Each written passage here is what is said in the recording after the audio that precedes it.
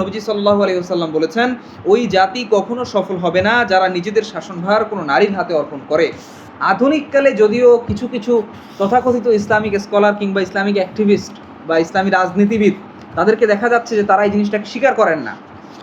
তারা বলেন যে রাসূল সাল্লাল্লাহু আলাইহি ওয়াসাল্লাম এটা ওই হাদিসটা স্পেসিফিক মানে বিশেষায়িত একজনের জন্য বলেছেন। ক্লাসিক্যাল ফুকাহায়ে কিরাম যেরকমভাবে সুস্পষ্টভাবে বলেছেন যে কোনো নারী মুসলিমদের শাসক হতে পারবে না, এটাকে তারা এভাবে আম মনে করেন না। তো হাদিসটি নবীজি সাল্লাল্লাহু আলাইহি ওয়াসাল্লাম বলেছিলেন যখন মদিনায় সংবাদ এসেছিল পারস্যের যে সম্রাট সে মারা যাওয়ার পরে তাকে তার যে কন্যা ছিল, মেয়ে ছিল, তাকে সিংহাসনে বসিয়েছে। নারী নেতৃত্ব নাকচের বিষয়টি ইসলামী শরিয়ার একটি স্বাভাবিক নিয়ম। শরিয়াতে ইমামাত বা নেতৃত্বের দুটি ধাপ আছে, একটি ইমামাতে কুবরা বা বড় নেতৃত্ব, অপরটি ইমামাতে সুগরা বা ছোট নেতৃত্ব।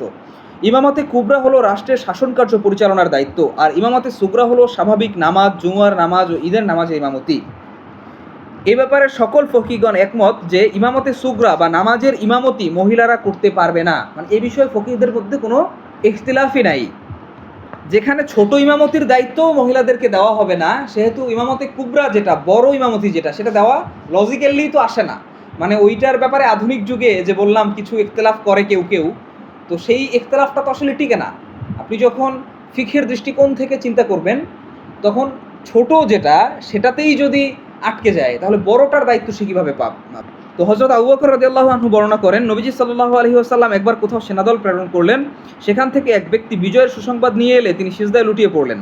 সিজদার পর তিনি সংবাদবাহকের কাছ থেকে বিস্তারিত বিবরণ শুনছিলেন। সংবাদদাতা বিস্তারিত বর্ণনা দিলেন। এই বিবরণে শত্রুদের ঘটনাবলীর মধ্যে একটি বিষয় এও ছিল যে একজন নারী তাদের নেতৃত্ব প্রদান করছিল।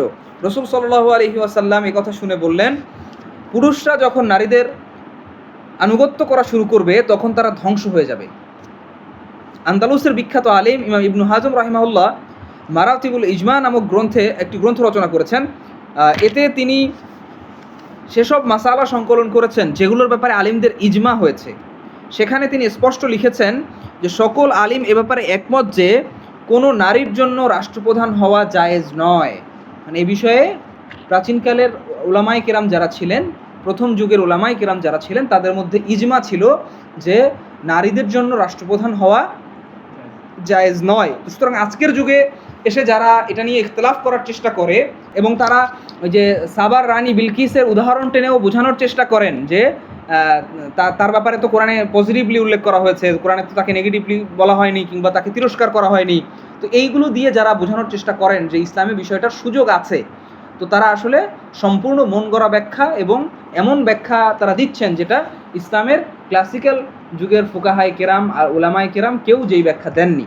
তো এটা সম্পূর্ণ পরিত্যাজ্য এবং বাতিল একটা ব্যাখ্যা। তো আমরা আমাদের প্রথম যুগের উলামায়ে কেরামের ব্যাখ্যাটাই আমরা গ্রহণ করব। কয়েক শতাব্দী পর শাইখুল ইসলাম ইবনু তাইমিয়া রাহিমাহুল্লাহ একটি গ্রন্থ রচনা করেন নাকদু মারাতিবিল ইজমা নামে। মানে ওই গ্রন্থটার তিনি নাকদ করেছেন। এই গ্রন্থে তিনি ইবনু হাজমের মারাতিবুল ইজমা গ্রন্থের বেশ কিছু সমালোচনা করেন। তার মতে ইবনু হাজম এমন কিছু মাসালায় আলিমদের ইজমার কথা বলেছেন যেখানে আলিমদের ইজমা নেই। ইবনু তাইমিয়া সেসব মাসালা নিয়ে আলোচনা করেছেন, কিন্তু নারী নেতৃত্বের বিষয়ে তিনি ইবনু হাজমের ভুল ধরেননি।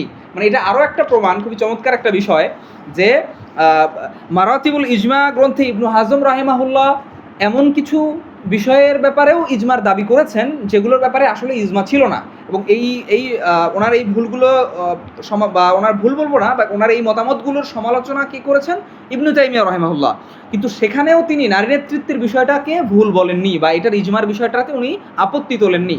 তার মানে বোঝা যায় ইবনু তাইমিয়ার যুগে এসেও আলিমদের ইজমাটা বহাল ছিল যে ইসলামে নারী নেতৃত্বের জায়গা নেই কিংবা নারীরা রাষ্ট্রপ্রধান হতে পারবে না। নারী নেতৃত্বের বিষয়ে শক্ত অবস্থান দেখিয়েছেন ইমাম মাওয়ারদিও। তার মতে শাসন ক্ষমতা তো পরের কথা, নারীদের জন্য মন্ত্রিত্বও জায়েজ নাই। মানে তিনি খলিফা হওয়া কিংবা আমির হওয়া বা সুলতানা হওয়া, যে রাষ্ট্রপ্রধান হওয়া, এটার তো যেন সুযোগ নাই, বরং ওয়াজারাত যেটা মন্ত্রণালয়, সেই মন্ত্রীর দায়িত্ব তাদের জন্য জায়েজ নেই। ইমাম মাওয়ারদির মতে ওয়াজারাত বা মন্ত্রিত্ব দুই প্রকার, ওয়াজারাতে তাফউইজ আর ওয়াজারাতে তানফিজ। প্রথম প্রকার এ ধরনের মন্ত্রীরা রাষ্ট্রের পলিসি মেকার হিসেবে দায়িত্ব পালন করেন, তাদের সিদ্ধান্ত ও পরিকল্পনা রাষ্ট্রে বাস্তবায়িত হয়। আর ওয়াজারাতে তানফিজ এটা এমন ধরনের মন্ত্রীরা যারা নিজেরা পলিসি মেকার হন না, বরং অন্যদের করে দেওয়া পলিসি বহাল রাখবেন, তা বাস্তবায়নের কাজ করবেন। ইমাম মাওয়ার্দির মতে মন্ত্রিত্বের এই ধাপটি তুলনামূলক হালকা, মানে তারা হচ্ছে পলিসি মেকিং করবেন না, মেকিং করা যে পলিসিগুলো থাকবে, মেক করা যে পলিসিগুলো থাকবে সেগুলো বাস্তবায়ন করবেন, নির্দিষ্ট বিভিন্ন রাষ্ট্রের বিভিন্ন পদে তারা নির্বাহীর দায়িত্ব পালন করবেন। তো তার মতে ওয়াজারাতে তানফিজের জন্য তাতে কিছুটা ছাড় দেওয়ার অবকাশ আছে, তবু এই পদেও নারীকে নিযুক্ত করার সুযোগ নেই। তিনি লিখেছেন, ওয়াজারাতে তানফিজের বিধিবিধান তুলনামূলক হালকা এবং শর্তাদিও অপেক্ষাকৃত কম, কিন্তু কোনো নারীর জন্য এই দায়িত্ব গ্রহণ করাও জায়েজ নয়, সেই নারীর অবস্থা যত গ্রহণযোগ্যই হোক না কেন। কেননা রাসূলুল্লাহ সাল্লাল্লাহু আলাইহি ওয়াসাল্লাম বলেছেন, মানে ইমাম মাওয়ার্দি রাহিমাহুল্লাহ ওয়াজারাতকে যে দুই ভাগে ভাগ করেছেন, একটা হচ্ছে যে ওয়াজারাতে তাফউইজ আর একটা হচ্ছে তানফিজ। তো তাফউইজ হচ্ছে পলিসি মেকিং যারা করবেন, এটাতে তো সুযোগই নাই। দ্বিতীয় যেটা একটু হালকা তুলনামূলক, সেটাতেও সুযোগ নাই।